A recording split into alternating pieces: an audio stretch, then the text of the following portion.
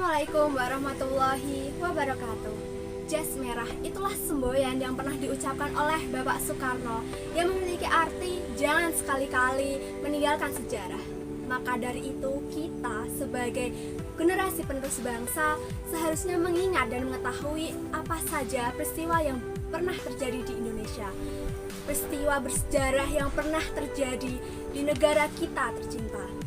Salah satunya adalah sejarah Pancasila. Sebelum kita berdiskusi lebih lanjut, izinkan saya memperkenalkan diri.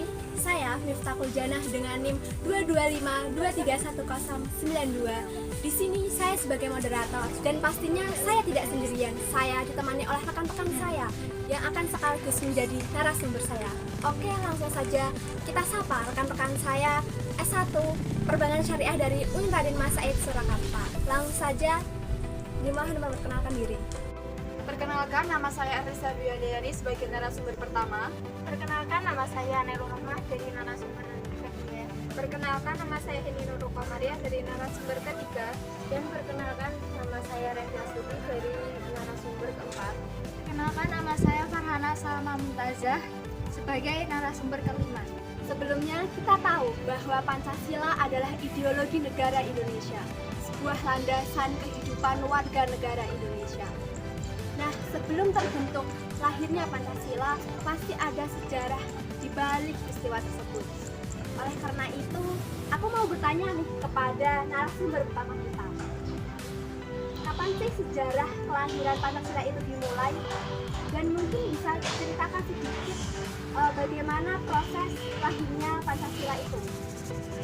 Oke, jadi gini, sejarah kelahiran Pancasila sudah dimulai sejak zaman penjajahan hingga zaman kebangkitan nasional. Pancasila itu sendiri merupakan pribadi bangsa yang sudah seharusnya tercermin dalam mental dan pikiran anak bangsa. Sejarah lahirnya Pancasila merupakan penerapan nilai-nilai Pancasila itu sendiri, melainkan bukan tentang perumusan atau penetapan Pancasila itu. Lalu penerapan nilai-nilai Pancasila itu ternyata sudah diimplementasikan oleh bangsa kita sendiri sejak sebelum berdirinya tokoh-tokoh pendiri bangsa Indonesia. Kemudian dimulai dengan zaman praaksara, di mana manusia sudah mulai melakukan upacara keagamaan, dilanjutkan pada zaman kerajaan Nusantara yang membawa kemakmuran bagi bangsa Indonesia dan juga menerapkan nilai-nilai Pancasila keagamaan. Tak lupa pada zaman kerajaan Hindu dan Buddha yang Islam mulai membangun berbagai candi, masjid dan bangunan lain seperti prasasti dan lain sebagainya. Oke, kemudian tidak hanya itu, penerapan nilai-nilai Pancasila pun masih berlanjut pada zaman kolonial hingga zaman kebangkitan nasional. Hingga akhirnya benar-benar terjadi dirumuskan sebelum kemerdekaan Indonesia. Maka dari itu, menurut saya, hari lahirnya Pancasila merupakan hari yang sangat penting karena sebagai bangsa Indonesia, tentunya kita merasa bahwa peringatan hari itu sebagai hari Pancasila yang berarti kita harus bersatu dengan sesama. Maka dari itu, menurut saya, hari lahirnya Pancasila merupakan hari yang sangat penting karena itu adalah peringatan buat kita semua sebagai bangsa Indonesia kalau kita tuh sebenarnya Pancasila yang harus bersatu begitu. Kemudian ibarat rumah, Pancasila merupakan fondasi. Maka dari itu negara kita harus berpedoman pada Pancasila karena agar menjadi negara yang utuh dalam kebersamaan, persatuan dan kesatuan bangsa Indonesia. Seperti itu. Terima kasih.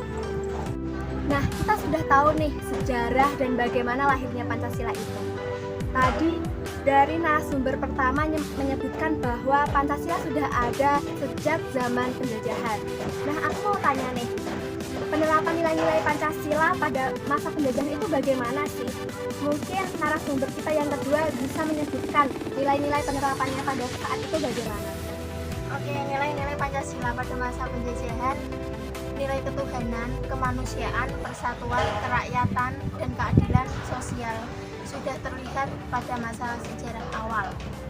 Nilai ketuhanan dibuktikan dengan adanya sarana upacara keagamaan seperti nekara atau gong perunggu.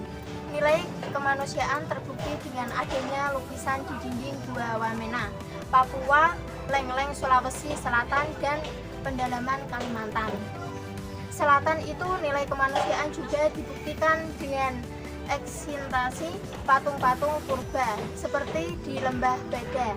Nilai persatuan, kekayaan, dan keadilan sosial terwujud dengan ditemukannya prasasti Dangun Batu Tertulis. Oh, seperti itu. Oke, selanjutnya bagaimana sih penerapan nilai-nilai Pancasila pada zaman kebangkitan nasional? Mungkin narasumber kita yang ketiga bisa menjawab. Baik, sebelum itu aku mau jelasin sedikit tentang masa kebangkitan nasional. Jadi masa kebangkitan nasional itu merupakan titik awal bagi bangsa Indonesia untuk bangkit dan memiliki jiwa nasionalisme, persatuan, dan kesatuan yang tinggi. Dan nilai-nilai Pancasila pada masa kebangkitan nasional itu ada nilai kemanusiaan, nilai persatuan, nilai musyawarah, dan nilai keadilan sosial. Jadi penerapan nilai Pancasila dapat diterapkan mulai dari nilai kemanusiaan. Contohnya, kita bisa gotong royong antar sesama. Selanjutnya, nilai persatuan. Nilai persatuan kita bisa saling menghargai antar suku, budaya, dengan daerah lain. Dan nilai musyawarah bisa kita terapkan saat kita ingin memutuskan suatu masalah dalam organisasi. Terakhir, nilai keadilan sosial bisa kita terapkan dengan tidak membeda-bedakan teman dalam bersosialisasi. Wow, banyak juga ya penerapan nilai-nilai Pancasila pada masa kebangkitan nasional. Untuk selanjutnya, kita sebagai generasi muda penerus bangsa juga nggak harus kalah dong dalam penerapan nilai-nilai Pancasila di kehidupan sehari-hari. Kalau dari narasumber keempat kita, mungkin bisa ceritakan sedikit pengalaman apa saja dalam penerapan Pancasila di kehidupan sehari-hari. Jadi saya akan menjawab pengalaman Pancasila dalam kehidupan sehari-hari, yaitu beribadah sesuai dengan keyakinan masing-masing dan sesuai dengan sepenuh hati, dan bina kerukunan antar umat beragama, tidak mengganggu teman ketika sedang beribadah. Selain itu, ada juga yang menurut sila kedua menolong teman, tetangga, ataupun orang lain yang sedang mengalami musibah. Ada lagi juga tidak semena-mena terhadap orang lain. Yang sesuai dengan sila ketiga, yaitu tidak curang dalam mendukung pilihan pejabat publik, mengembangkan sikap cinta tanah air, bangga terhadap bangsa Indonesia. Yang sesuai dengan sila keempat, yaitu mengutamakan musyawarah untuk mufakat dan memberikan kritik dan saran kepada pimpinan jika ada kesalahan. Dan yang terakhir, juga menurut sila kelima, yaitu berlaku adil terhadap teman-teman, misalnya tidak menyebut teman dan tidak menuntut hak dan kewajiban. Sudah itu saja. Baik, jadi banyak sekali ya penerapan nilai-nilai Pancasila yang dapat kita terapkan kembali di kehidupan kita. Nah, dari penjelasan ini kita tahu bahwa Pancasila itu sangat penting untuk negara kita. Jadi untuk narasumber terakhir kita mungkin bisa menjelaskan nih, mengapa sih kita harus mengingat sejarah lahirnya Pancasila? Baik, menurut saya, kenapa kita harus mengingat sejarah lahirnya Pancasila? Tidak hanya karena bernilai sejarah, tapi juga mengingat kembali para pejuang yang telah merumuskan dasar ideologi Pancasila. Bagaimana mempersatukan agama, aliran, suku, dan lain sebagainya itu jika tidak diberikan satu dasar yang mereka bersama-sama bisa berpijak di atasnya. Tak terasa nih, diskusi kita pada pagi hari ini telah selesai.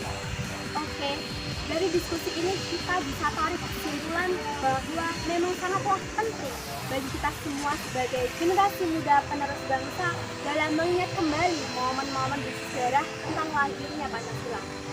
Dan tak lupa juga kita harus menerapkan nilai-nilai yang terkandung di dalamnya. Baik, saya ucapkan terima kasih kepada rekan-rekan semua yang telah menemani diskusi kita pada pagi hari ini. Saya selaku moderator memohon maaf jika ada kata yang mungkin kurang berkenan di hati rekan-rekan. Untuk closing statement kita, jangan sampai menyerah saat kita sedang berjuang, karena pasti ada makna yang tertuang di dalam perjuangan kita. Wassalamualaikum warahmatullahi wabarakatuh.